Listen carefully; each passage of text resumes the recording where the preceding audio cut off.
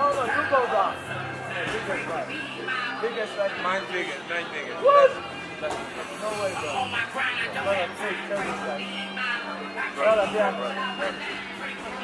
Is that biggest fight UFC history? Brother, you Against who? You against who? Lesnar. Brother, biggest fight. What are you talking about? When you win last time? 2007? You have hard fight? Hey. You have hard fight? No. No? You kill this guy's your fight, brother. Wait. I don't warm up, bro.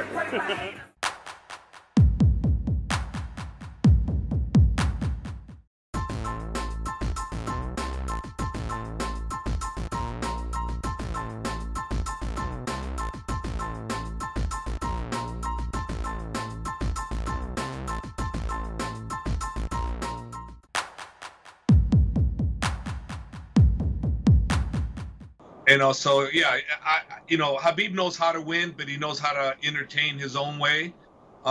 He listens to myself and his father, mostly his father, but for the most part, he does his own thing. So I was just going to ask you about that fight. He admitted afterwards that he was watching a lot of Muhammad Ali clips leading up to the Brooklyn fight, and he was getting a little bit in love with his boxing. With all due respect to the other opponents, Conor's a different beast, right? If you start playing around with boxing, you're going to get a left hand that will put down some of the greatest fighters of all time. You can't do that, right? No, you can't. You do that with Conor, he's gonna finish you. He's got precision striking. He's an elite striker in the MMA division. You do that with him, that's the stupidest thing you could ever do.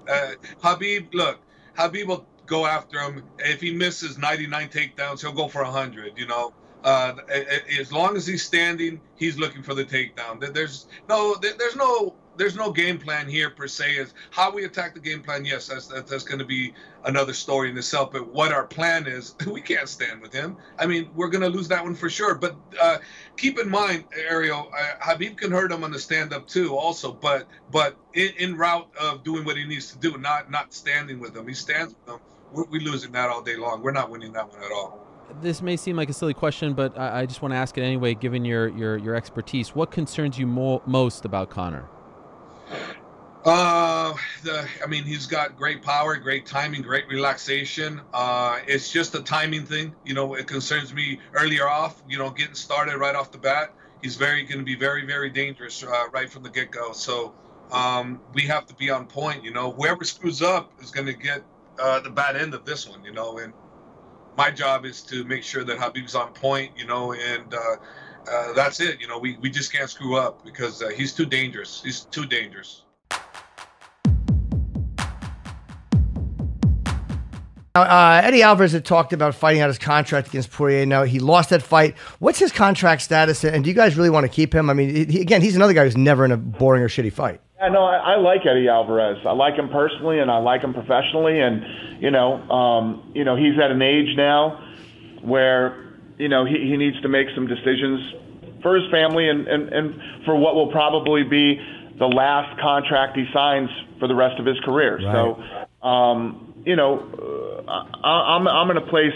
If Eddie wants to go somewhere else and try it, I'm cool with that. But if Eddie wants to stay, I'd keep him here too. I told him that. I told him, listen, if you want to finish your career with me, I would like that. And if you want to finish your career somewhere else, I have no problem with that either, man.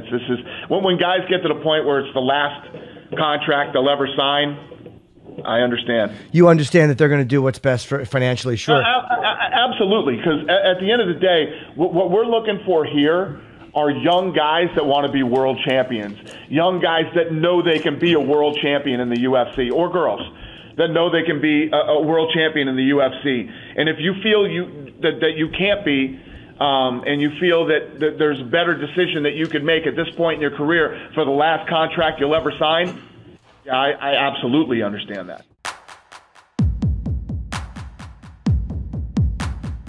Let me ask you, too, after 226, you said Ngannou's ego played a part. That was very interesting because it seem like he was afraid of getting knocked out, and he admitted he underestimated Stipe. What do you think he needs to do to get his head straight? Because this could be the beginning of a downward spiral for a guy like that, or he could stop the bleeding if he gets his head right. Who's this? Ngannou. You had said his ego played a part in his losses. Yeah. Francis Ngannou at the time that he was coming up, I believe this guy was going to be the guy, was going to be the heavyweight champion. And he lost his mind. This guy completely lost his mind and started to act, I don't know, in a way that you just don't act. And I completely saw it coming. That Stipe was, obviously Francis Ngannou was a massive, strong, hard-hitting guy. Anything can happen when he gets in there. But,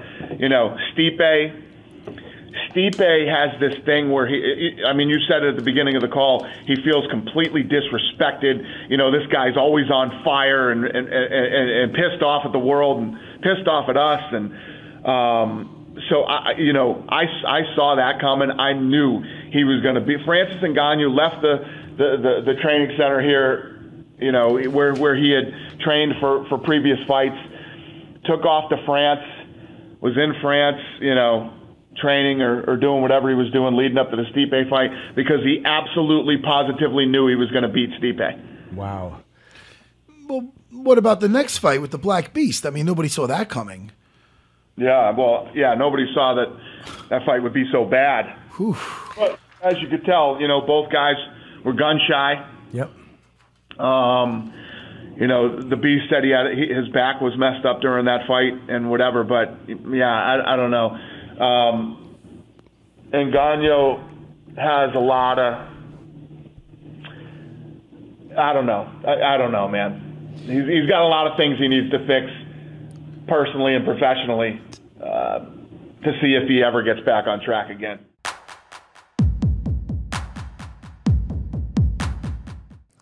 Just a little update on Brock Lesnar. He's been tested 3 times in the last month. What is the testing? I don't know, but USADA tested him 3 times in the past month. I mean, that could say Brock Lesnar tested every day since he decided to fight. I told you, I'm not buying it. Skeptical. Yep, super skeptical. Good for him. What else you got? All right, this is a box. All right. Just fight Ronnie Garcia. Good luck with that. All right, this one says, this is about Daniel Cormier saying if Lesnar, for whatever reason, doesn't make the fight, he will give Stipe Miocic a rematch. I think DC only fights one more time. I got to be honest. I think he fights one more time. I don't think we see a freaking another fight with John Jones, even if John fights soon. I think DC fights Brock Lesnar. I do think that happens, and then it's out. I don't think we see another Stipe fight. If Brock doesn't show up, then you get Stipe. But I think we get one more fight out of DC. I think that's smart. I think it's really smart. Yeah. What else you got? All right, this is just a little side. You already know this, that Conor's not getting punished by the UFC. But I'll let you hear. What I tell you guys, they used the highlight to promote the fight. Of course they did. I mean, they're going to do shit. You guys are going to do shit. Yeah. My favorite was when, remember when Las Vegas tried fucking with Conor McGregor for throwing the Monster Energy drink? Oh, yeah. And they're like, you know what? You're suspended, and we're going to charge you $175,000 of this. Ridiculous. And Conor went, very cool. Then I'm not fighting Vegas anymore. All right, let's not get crazy. Here's what we'll do. No fine. And then you got to shoot a commercial for us. And Conor went, very cool. Here's the other thing.